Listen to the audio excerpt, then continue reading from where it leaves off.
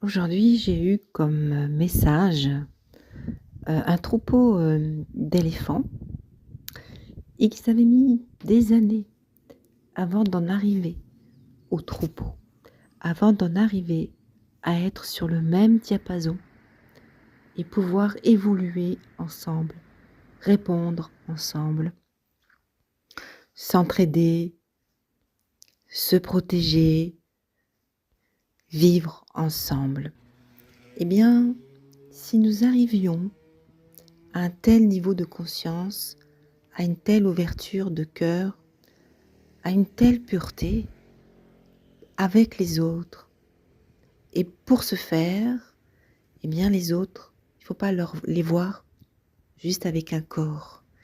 Il faut les voir dans leur intégrité, dans leur authenticité, et donc je vais dire dans leur âme, avec une couleur ou un parfum qui sent bon. J'avais eu aussi un œil. Donc je pense qu'ils veulent mettre l'accent sur le regard, sur votre attention, sur notre attention. Le regard se porte où? Qu'est-ce que je regarde tous les jours? Que ce soit dans la rue, que ce soit dehors, dans la rue, sur Instagram, sur les réseaux sociaux, sur YouTube. Qu'est-ce que je regarde? Parce que mon regard fait ma personne. Mon regard fait ma spiritualité, fait mon chemin qui m'amène vers une certaine spiritualité. C'est l'heure de se mettre au diapason de l'or, au diapason du fil d'or et du fil d'argent. C'est l'heure de faire sonner les cloches de la réconciliation des autres. La réconciliation, oui, faire sonner les cloches, les belles cloches avec un beau son, un son qu'on aime. De faire sonner ces cloches de l'autre, de cette harmonie l'un et l'autre. C'est une autre dimension. Quand on prend conscience de l'autre, c'est une autre dimension. D'ailleurs, je ne savais pas ce que c'était que la compassion avant que je ne vive une mort imminente. À cette occasion, à ce moment, à ce passage, mes guides, au niveau de mon chakra couronne, on me montrait des images et on me faisait entendre aussi, si vous voulez, comme quoi ce que c'était que la vie c'est le courage c'est la vie. M'avait montré les émotions qu'une personne vivait et que moi je n'avais jamais vues ou ressenties. Et donc j'ai ressenti l'émotion de la personne, les émotions et l'état de la personne. Donc c'est comme si j'avais vécu l'empathie. Eh bien la compassion, c'est l'empathie. Mais c'est l'empathie sans en prendre l'émotion. Il ne faut pas prendre l'émotion de l'autre.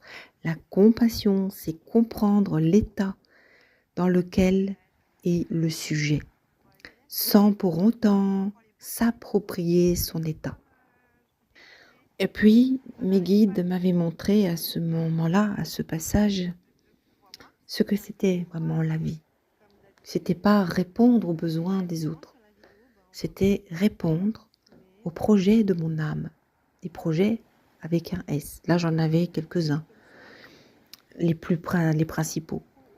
Et il me montrait les méandres, vous savez, d'une rivière, parce que dans tout projet, ça ne se passe jamais comme on voudrait que ça se passe. Et heureusement, car face aux incertitudes, face à ce qui arrive d'incontrôlable, la réponse que vous allez y mettre a toute son importance. C'est votre libre arbitre. C'est votre choix par rapport aux contraintes qui arrivent dans les projets. Soit vous éradiquez tout, vous balayez tout sur votre passage, et là ça reflète le personnage et ce que vous devez encore travailler. Soit vous y mettez tout votre cœur, vous travaillez avec les anges, les archanges, avec d'autres personnes qui sont autour de vous pour pas être en solo, ça ne sert à rien d'être en solo, puisque l'idée, c'est de faire comme le troupeau des éléphants et c'est d'y mettre, voilà, toutes vos valeurs, tout votre cœur et votre intelligence. La douce, pas la mauvaise intelligence, pas l'intelligence calculatrice. On peut avoir des stratagèmes, mais pas pour nuire, pas pour abaisser, pas pour dominer. Des stratégies, non pas pour la vente de commerce ou quoi que ça, on pourrait aussi, mais je veux dire la stratégie pour mener à bien son projet. Ça demande de planifier. Voilà, c'est une planification. Plutôt que stratégie, c'est mieux planification. Donc, qu'est-ce que vous allez mettre dans votre projet? Vous allez y mettre quoi? La haine ou l'amour? Vous allez voir quoi? La peur ou la paix? La tranquillité, la sérénité? C'est tout ce que vous allez y mettre qui va compter. Et c'est ce que vous êtes en vérité. Le projet égale vous. Et ça peut être vous personnellement et vous collectivement. Et ça, là-haut, je peux vous dire qu'ils le voient. C'est important d'avoir des projets. Plein de projets. L'idée, c'est pas qu'ils se réalisent. C'est bien s'ils se réalisent, mais l'idée, c'est de mener le projet. Pas de projet, pas de vie. C'est un peu ça en vérité. La vie, c'est avoir des projets, c'est avoir une idée, la faire germer et savoir comment on la fait germer, comment on la met en place. Et si elle arrive à son terme, c'est très bien. Ce qui voudra dire qu'il faudra un autre projet après que celui-ci soit arrivé à terme. On peut se mettre dans quelques projets. Peut-être que même les projets, à la fin, ils peuvent tous se réunir. Ça, c'est pas impossible. Donc dans le projet, ça va être comment vous allez vous comporter avec autrui. Est-ce qu'il y aura de la domination? Est-ce qu'il y aura du despotisme? Ou est-ce que vous allez vouloir tout faire, tout contrôler? Est-ce que vous voulez avoir de la reconnaissance? Tout ça, c'est l'ego. Hein. C'est l'ego qui veut tout ça. L'ego, il veut briller. Il veut briller pour lui-même, il veut exister. Alors il crie, hé, hé, regardez-moi, je suis là. Il n'est pas encore en sécurité. Et oui, ça veut dire qu'il n'est pas encore en sécurité. Alors on peut le mettre en sécurité avec le souffle à 4 temps, déjà, pour commencer. Puis ensuite, le placer dans le cœur, dans le portail du cœur. Oui, et le mental avec. Parce que le mental de l'ego, c'est pareil. Lui, il demande à être placé dans le chakra cœur. Sachant que le mental, il est là aussi pour exercer la volonté de l'âme. C'est pour ça que c'est souvent torturant. Parce qu'il y a l'ego qui tire d'un côté et il y a le mental de l'âme qui tire de l'autre. L'intuition, le cœur qui se mentalise. Ça se traduit par la pensée, etc. Et donc tout ça, quand c'est en incohérence, ça commence à torturer l'esprit.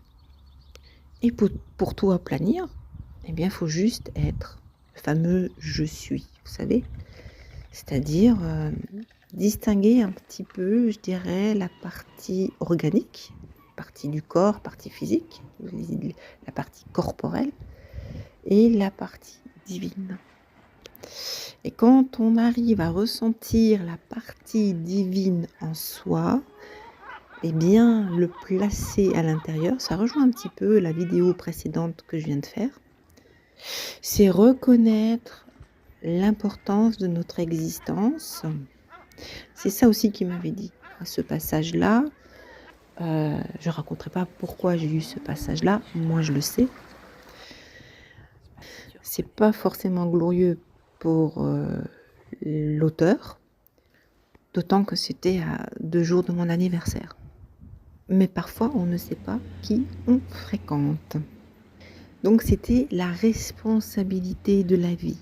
C'était cela que les guides, je vais dire, le chakra couronne, ou le 3e œil, enfin ça se passait par là, me faisaient comprendre l'importance de dire oui à la vie.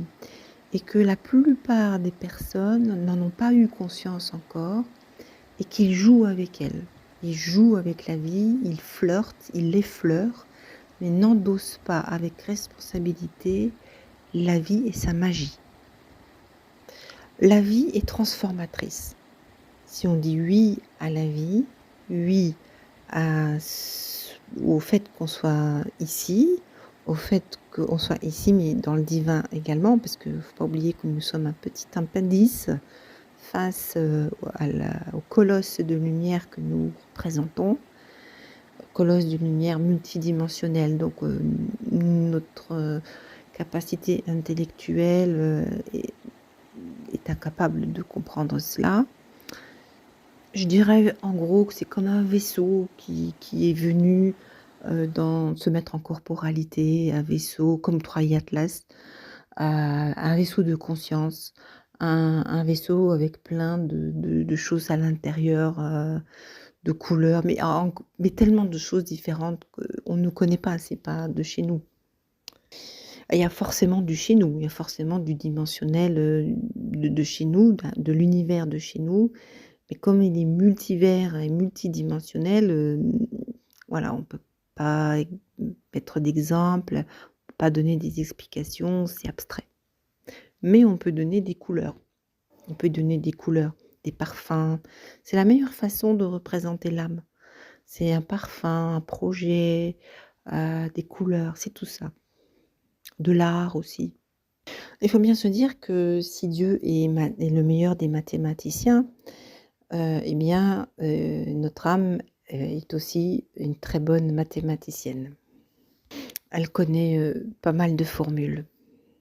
Elle connaît, on va dire, des secrets, si je puis dire, parce que pour eux, ce ne sont peut-être pas des secrets. Elle connaît sans doute des paradigmes, des principes de vie, et que chaque âme a sa particularité. À sa particularité, il ne demande qu'une chose, c'est d'être là, c'est s'être incarné. Chez moi, c'est dans une Mathilde, et dans l'esprit Mathilde, dans la conscience Mathilde. Alors moi, c'est Mathilde et Joël. Voilà, c'est notre âme, et elle a souhaité s'incarner dans l'esprit Joël et Mathilde, dans 2 individus. De sexe opposé. Je ne sais pas si ça existe du même sexe, mais on est du même œuf. Alors l'expérience sur Terre pour elle est double, hein. Elle est activée. Alors peut-être qu'il y en a même des triples, hein, je ne sais pas. Je ne sais pas du tout là-dessus, j'ai pas de connaissances. Mais dans tous les cas, pour elle, c'est sur la Terre, il y a des expériences à vivre, énormément, je pense. Pour elle, peut-être parce que peut-être qu'on a besoin d'elle. Peut-être qu'elle a besoin d'être utile ailleurs, d'une autre façon, et que, de ce fait, elle doit accélérer des choses pour pouvoir, acquérir, de l'expérience et grandir, puisque l'idée, c'est de faire grandir l'âme. C'est pour ça qu'on parle d'éveil, de conscience. C'est pour ça qu'on vous dit toujours: «Mais vous êtes endormis, soyez réveillés», et on ne sait pas comment vous réveiller. Mais on peut pas réveiller tout le monde parce que tellement de gens sont différents, et c'est ça, c'est le jour où on comprendra que la différence peut faire le troupeau d'éléphants, hein, comme exemple, comme, métaphore, on aura énormément compris. C'est la raison pour laquelle si on veut évoluer, il ne faut pas voir le corps qui est juste un véhicule, mais il faut voir l'âme. Il faut voir la «programmation» entre guillemets, les grands principes de cette âme. Principes ou désirs ou ce qu'elle doit travailler, je sais pas. Et c'est pour ça qu'ils mettent des couleurs, une couleur ou des couleurs, un parfum, une musique aussi, y mettre quelque chose en relation avec l'art et avec la beauté. C'est tellement vers ça qu'il faut aller, tellement vers ça. On va aller vers un monde merveilleux si on fait tout ça, vraiment, en harmonie et de cœur. Ça va être le cœur qui va exploser de joie, et alors là, on va monter en fréquence, mais quelque chose de carabiné. Ça va être du jamais connu. Si on fait ça, ça va être du jamais connu, parce que comme je disais dans la vidéo précédente, quand je me connecte aux âmes, mais dans l'abstrait, hein, quand je me connecte aux âmes de chacun, de tout le monde, de ce que je croise dans la rue ou de ce que j'imagine dans ma ville ou dans mon pays, ou parfois dans l'humanité ou sous notre dôme céleste. Parce que comme je vous l'ai déjà dit, je ne crois pas que nous habitons toute la terre. Je pense que l'humanité habite, un dôme, une partie de la terre.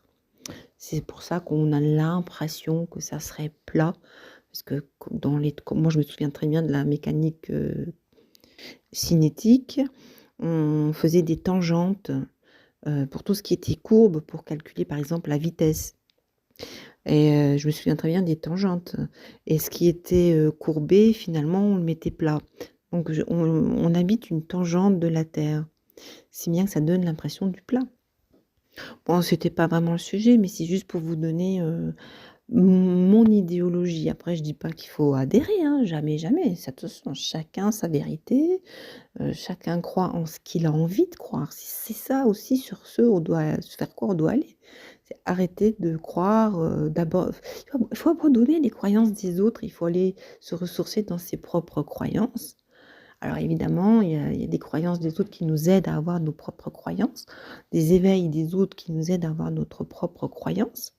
Voilà, on a le droit d'avoir nos propres croyances. Je vois pas en quoi, ce que ça gêne en fait. Du moment qu'on ne rallie pas, du moment qu'on fait pas du prosélytisme ou de choses comme ça. Dans tous les cas, cela m'appartient. Après, il y a peut-être d'autres personnes qui pensent à ça, pourquoi pas? Pourquoi pas? Je ne sais pas. J'avais eu quand même aussi un songe, hein, enfin, dans une conscience modifiée, il y avait, j'étais partie autour de la Terre, et on me parlait de gardiens, spatio-temporels, multidimensionnels. Voilà, on parlait de choses comme ça, gardiennes et puis on me montrait une Terre comment on dit? Oh, comme dans les avions, j'arrive pas à trouver le mot, avec, 2 portes cosmiques, 2 portes galactiques, des portes du ciel en fait, auxquelles on devait avoir accès et on parlait de ces gardiens de ces portes-là. Alors moi j'y mettrais bien des dragons, parce que c'est un peu ma philosophie aussi et mes croyances et heu j'y mettrais bien donc, des dragons, des dragones, voilà, parce que je crois aux dragonniers, je crois qu'il y a des personnes qui sont dragonniers, qui ont plusieurs dragons et qui sont reliés directement à ces dragons, parce que voilà, on sait rien, hein, dans le subtil, il y a des gens qui voient ça, puis il y a des gens qui ne voient jamais ce que peut-être qu'il y a des on va quitter, la terre sans jamais voir véritablement ce qui existe dans le subtil. Alors, on aime bien écouter, les oraux, les vocaux des autres parce que parfois on dit: «Ah bah oui, moi j'ai pensé la même chose, c'est super, ça conforte exactement à ce que je pense et au message que j'ai eu ce matin ou à la révélation, à l'évidence aussi que j'ai eue tout à l'heure. Oh, c'est génial, ça confirme, ça corrobore» et c'est ça qui fera le beau monde de demain. C'est accepter la différence de l'autre, accepter ses croyances, sa vérité. Sans y adhérer, c'est écouter, c'est dire: «OK, tu crois ça? Voilà, OK». C'est la compassion, c'est pas boire, forcément ses paroles, c'est pas voir absolument et gober, ce qu'il est, ce qu'il fait.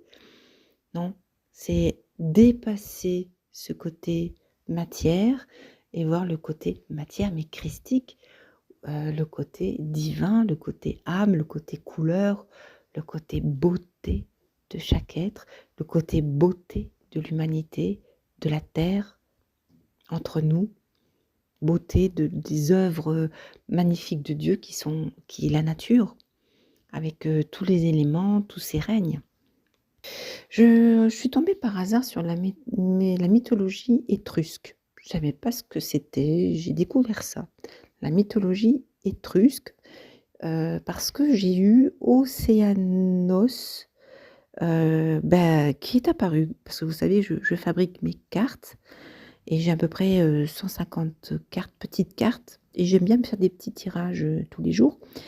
C'est avec des petits prospectus, des petits cartons, je fais des collages et j'arrive comme ça à faire mes cartes et j'avais Océanos, et donc par hasard, je tombe sur un article d'archéologie et je ne savais pas que c'était Océanos que j'avais dans mes cartes, mais je l'avais associé à un esprit de la nature et sur l'article de l'archéologie, ils parlaient d'une statue en bronze, Et j'ai tout de suite reconnu que c'était celui que j'avais, c'était Océanos et que c'était, relié à la mythologie étrusque qui est en relation avec la mythologie grecque et donc je me suis documentée et de là, j'ai découvert que ça c'était en lien avec tellement de choses, avec la mythologie romaine, la mythologie égyptienne, avec des déesses qui avaient le livre du destin, par exemple, qui existait. C'est impressionnant. Mais ça, j'en trouve pas les traces parce que les livres du destin, il faut mettre bien un S parce qu'il y a livre du destin avec des auteurs contemporains. Mais là, évidemment, c'est des livres anciens. Je crois qu'on n'en a même plus les traces. Mais sur Wikipédia, je regardais donc mythologie étrusque et il parlait du 12e niveau. C'est incroyable parce que moi, le chiffre 12 en ce moment, il sort tout le temps. Et dans mes cartes, j'ai le chiffre 7 et le chiffre 12. Et qu'est-ce qui sort en ce moment? Surtout le chiffre 12. Et donc, il disait qu'au 12e niveau, dans la mythologie étrusque, il n'y a plus d'aide de la part de Dieu. Parce que, alors là, j'ai pas très bien encore tout lu et c'est là où je manque d'informations. Mais je pense qu'à un moment donné, tu dois devenir l'alchimiste. Tu dois savoir, dans toute ton humilité et dans toute la grande sagesse divine, changer l'eau en vin. Je pense que c'est ça le 12e niveau. Et puis je l'avais aussi associé au niveau des dragons. Alors je ne sais pas si j'ai juste, mais pour moi je l'associe au niveau des dragons. Parce que pour moi le dragon, c'est tous les éléments réunis. C'est le feu, c'est la terre, c'est l'eau, c'est l'air, il a les ailes, il a le feu, il a les pattes pour atterrir sur la terre. Donc il représente tous les éléments. Nous, il y a un élément qu'on n'a pas, c'est le feu. Oui, on fabrique de la chaleur, bien sûr, notre métabolisme fabrique de la chaleur grâce à la nourriture. Il y en a grâce à l'énergie du flux divin qu'ils trouvent naturellement. Je ne sais pas comment ils font. Et je dirais aussi grâce à l'énergie solaire. Celui qui sort dehors et qui a pris sa vitamine D juste avant, eh ben, il fait un plein d'énergie, puisqu'il y a une réaction avec le soleil et la vitamine D. On dit aussi qu'il informe le prana, il informe l'air. Donc quand le soleil informe l'air, on respire le prana, on respire l'information du soleil. Moi, ça m'arrive de regarder le soleil, des fois j'ai peur, je ne regarde pas longtemps, j'ai peur d'abîmer ma rétine, puisqu'on dit toujours que ça abîme la rétine. Et bizarrement, moi, ma vue a augmenté, donc voilà. Mais par préférence de protection, je regarde le soleil du soir, qui est à l'horizon, et le soleil du matin, qui est aussi à l'horizon. J'évite de le regarder quand il est au zénith, parce qu'il est vraiment puissant. Surtout depuis que 3i Atlas est venu le réparer. Alors, je préférerais appeler un autre nom que 3i Atlas, mais c'est pour mieux donner un nom à ce qui existe réellement. Surtout que moi, j'avais eu Academialis DI et j'avais eu aussi Néo. Donc, c'était des mots qui m'étaient transmis toujours le matin en conscience modifiée. Et puis aussi le matin, donc je place toujours mon ego et mon mental dans le cœur. Ça, c'est la première chose que je fais. Je remercie Dieu, je le félicite. Enfin, si je peux me permettre de le féliciter, mais disons, je le loue plutôt. Voilà, je le loue. Je lui dis que je l'aime parce que j'ai déjà goûté à une partie de son royaume, je pense, pour avoir goûté à un amour. Une nuit où je suis partie, je me suis réveillée en chantant des louanges à Dieu et je suis revenue d'un royaume. Je suis revenue d'un royaume de pierres précieuses, colorées de partout. J'étais plus dans le royaume, j'avais déjà quitté le royaume, j'étais aux portes du royaume, mais je chantais les chants de louanges et j'étais dans un état d'amour immense. Je flottais dans du coton. Vraiment, c'était pendant 3 jours comme cela. Et d'y avoir goûté, mon rêve aurait été d'y rester, de ne pas quitter ce royaume, ou tout du moins d'y retourner le plus souvent possible. Mais malheureusement, je n'y suis pas retournée. mais je suis toujours dans la recherche de cet amour immense, immense, immense, vraiment. Et j'ai cette chance de l'avoir connu et de ce fait de le rechercher encore aujourd'hui, mais non pas le fait d'avoir été transporté dans un royaume, mais plutôt dans mon état actuel dans lequel je suis, dans mon état corporel. Et d'essayer donc de tout faire pour retrouver la joie, retrouver la paix et l'amour, le ressentir.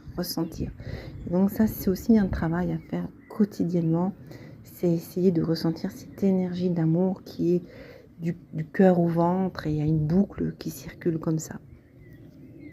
J'ai aussi eu la chance de pouvoir voir, cependant j'étais pas prête, et donc j'ai demandé à ne plus voir, une sphère lumineuse très pure, avec des flammes aussi lumineuses, voilà, qui l'accompagnaient et qui scannaient les corps. Donc ça, je pense que c'est le Saint-Esprit. J'ai eu aussi, oui, c'était une voyance qui avait duré à peu près 15 minutes, je pense, à peu près. Et ce qui était étrange, c'est que j'avais mon ex-conjoint, on n'était pas encore mariés, qui était à côté de moi, et moi, que j'allume la lumière ou pas, je voyais la même chose. Alors je lui demandais: «Mais regarde, c'est là devant nous, regarde, vois enfin!» Il me disait: «Non, je ne vois pas, je ne vois pas». Mais je dis: «Enfin, regarde, là, il y a...» Il voyait pas. Donc c'est bien la preuve que nos yeux sont pas tous les mêmes. Voilà, mais dans tous les cas, il y a vraiment un point commun avec les yeux, ne serait-ce déjà avec ma flamme jumelle, où les yeux se sont connectés avant toute chose, quoi. C'est les yeux qui ont fait la connexion, et c'est l'âme qu'on voit dans les yeux. C'est l'âme. On me l'avait déjà dit, j'avais déjà eu je pense, un guide qui est venu s'incarner sur Terre, je suis pas sûre, mais voilà. Et il m'avait dit, il faudra que tu regardes dans l'œil pour voir la pureté dans l'œil, pour voir la sincérité de la personne. Puis il m'avait donné 2 chiffres. Après, je suis pas sûre que ce soit mon guide, mais bon, ça peut être un messager. D'autant que j'ai des guides. J'ai mon moi supérieur que j'assimile à mon ange gardien. Il a une conscience supérieure, et il y a mes guides. Ensuite, il y a les saintes et les saints. Il y a mes ancêtres d'amour. Je précise toujours d'amour, parce que comme ça, il n'y a pas d'amalgame, et comme ça, je sais par quoi je suis guidée. Donc toujours les saintes et les saints d'amour, mes guides d'amour, et mes ancêtres d'amour. N'oublions jamais aussi donc les dragons, les anges, les archanges, les esprits de la nature, la terre-mère, qui nous donnent aussi des soins, qui sont là aussi pour nous guider, voilà, qui peuvent aussi nous délivrer des très beaux messages. N'oublions pas les arbres, où chaque essence d'arbre a des spécificités. Par exemple, si vous allez sous un lif, l'if étant un poison, que ce soit par le noyau de la baie, l'écorce, le feuillage, tout dans l'if est toxique. Eh bien, puisqu'il est toxique, il peut vous faire un soin pour vous désempoisonner, pour vous détoxifier, pour vous dépolluer et pour vous rendre fort, parce que l'if a cette capacité de vivre 1000 ans. Donc, il est là aussi pour vous renforcer. D'ailleurs, j'aimerais à l'avenir faire un tarot sur les arbres et les animaux, puisque les animaux me guident énormément. Ce sont mes gardiens aussi. Ils sont là, ils m'accompagnent, ils me guérissent, ils me protègent, ainsi que les plantes, mes dragons, les licornes, les esprits de la nature. C'est vraiment mes protecteurs et mes guides, et j'en suis très reconnaissante, et vraiment 1000 gratitudes, sachant que la gratitude est la fréquence la plus haute qui existe. Alors, gratitude, gratitude, gratitude, gratitude à ceux qui m'envoient des ondes magnifiques. Gratitude à ceux qui sont remplis d'amour et qui ont un cœur ouvert. Gratitude à ceux qui envisagent et qui voient un monde nouveau et harmonieux. Gratitude à tous ceux qui aiment les animaux et la nature. Et gratitude à ceux qui savent donner. Vous savez, ce fameux don. Recevoir, c'est très bien, recevoir avec le cœur quand on vous offre un cadeau, mais acceptez-le, ça va dépendre du cadeau, évidemment. Il ne faut pas que ce soit un cadeau empoisonné. Mais je veux dire, si c'est un cadeau qui vient du cœur, mais sachez accueillir une prière, demandez à ce qu'on prie pour vous comme vous priez pour les autres. Quand on vous le demande, n'hésitez pas. Savoir donner et recevoir, c'est un échange. Et si on arrive à ça, on arrivera à ce monde que l'on souhaite tous profiter. J'espère que vous allez profiter des fêtes pour donner à ceux que vous ne connaissiez pas, pour donner à des étrangers qui en avaient besoin. J'espère que vous avez fait ce don philosophique aussi, ce don du cœur qui est de donner comme la nature nous donne gratuitement. Elle ne nous demande rien en échange. Il faut aussi qu'on sache donner gratuitement, sans rien en échange. Car aujourd'hui, la plupart reçoivent, en échange évidemment d'un travail, mais c'est surtout, tout vient vers moi. Donc il faut aussi apprendre à donner, faire ces échanges, pour aussi se détacher de cette notion d'argent. L'abondance, évidemment que ça passe par l'argent, puisqu'on est dans un monde d'argent, mais quand il va partir ce monde d'argent, quand tout cela sera fini, eh bien, il faudra apprendre à se passer de l'argent. Un être réussi, c'est un être abondant. Mais abondant dans quoi?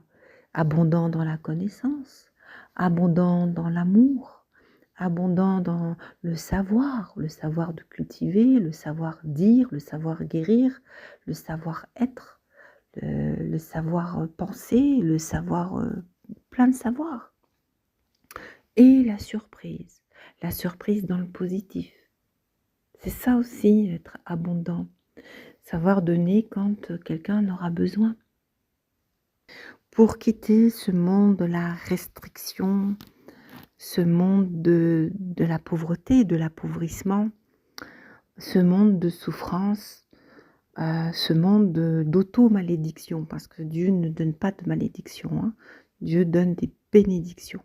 Les malédictions, elles sont faites par des pensées d'autrui. C'est pour cela qu'il ne faut pas accepter, il faut le dire, hein, avec le chakra-gorge, hein. Il faut le dire avant de le penser, puisque le chakra-gorge est lié au cœur. Il faut dire que vous n'acceptez pas, que vous renvoyez à l'envoyeur les pensées négatives, hein, tout ce qui viendrait à l'encontre de votre prospérité spirituelle, de votre prospérité de votre être. Merci aussi, gratitude à ceux qui font des vidéos exceptionnelles sur YouTube et qui élèvent en fréquence, parce que nous avons vraiment besoin d'être élevés en fréquence. On peut s'élever soi-même en fréquence, mais on peut aussi se faire élever en fréquence. Et être de bons parents, c'est savoir élever ses enfants pour qu'ils soient toujours en haute fréquence et qu'ils puissent faire grandir leur âme. Nous n'avons pas été de bons parents jusqu'à maintenant. Certains peut-être. Moi, je pense que je n'ai pas été un bon parent parce que je l'ai vu plus sur le côté matériel, réussite sociale, professionnelle, mais pas de l'être, parce que je n'étais pas encore éveillée. Je n'avais pas encore compris, je n'avais pas encore rencontré mon âme jumelle. Et il est temps maintenant de se rattraper. De toute façon, tous les nouveaux enfants qui naissent aujourd'hui sont directement liés à la source et vont être des êtres qui vont rayonner l'amour. Donc après les enfants indigo, les enfants cristal, je ne les connais pas tous, eh bien arrivent les enfants de l'âge d'or, les enfants de l'amour qui vont déposer un colis, comme j'ai aussi déposé le mien ici sur Terre. Oui, j'ai fait une livraison et c'est bien de reconnaître quelle livraison on fait. Moi, je me suis juste réveillée un matin, on m'a dit tu es venu livrer un colis. Alors j'étais pas sûre pour le mot colis, mais en gros c'est comme ça qu'ils l'ont le mieux interprété pour moi, pour que je le comprenne. Livraison d'un colis, tu es venu livrer un colis. Alors après il faut savoir lequel.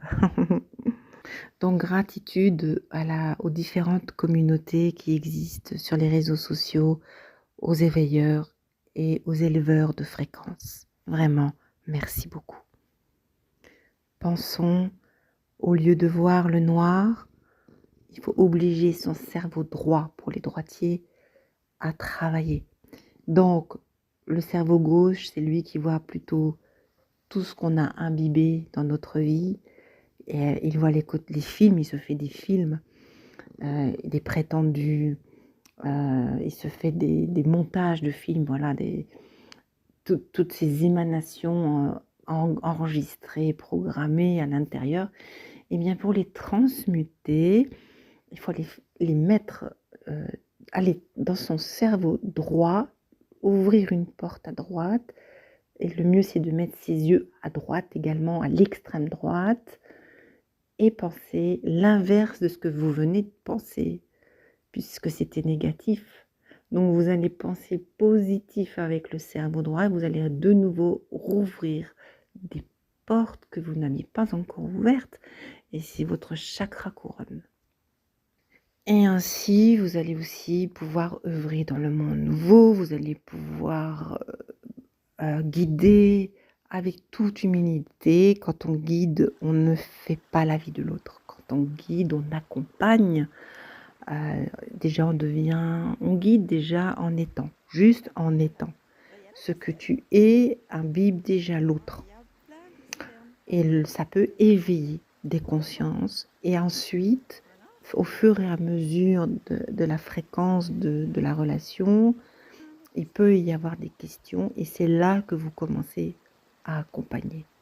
L'accompagnement, c'est pas forcer l'autre à faire, mais c'est l'éveil. Comment on éveille? C'est en étant à côté, c'est en étant différent. Et ça éveille justement la curiosité. Et si donc vous êtes un être éveillé, il y a forcément du calme, de l'harmonie et de la paix qui est émanée. Et cette émanation, cette fréquence, cette vibration qui émane de vous, l'autre le ressent et le capte. Et c'est ainsi qu'on peut éveiller les consciences, éveiller les cœurs et éveiller chacun. À sa dose, selon ses capacités, selon ce qu'il y a aux alentours. Il y en a qui vont peut-être éveiller plus de conscience que d'autres. Ça va dépendre du contexte. Donc gratitude à tous les éveilleurs de conscience, gratitude aux différents acteurs du nouveau monde, à ceux aussi qui commencent à construire ces nouvelles communautés où il y a une nouvelle gestion de l'humain, de la compréhension de l'humain, de la cohésion sociale, ainsi que de la gestion alimentaire, la gestion énergétique, la gestion de l'argent. Parce que pour le moment, on en est encore tributaire. Donc, il faut trouver aussi des nouvelles façons de vivre, en fait. Donc, merci à eux.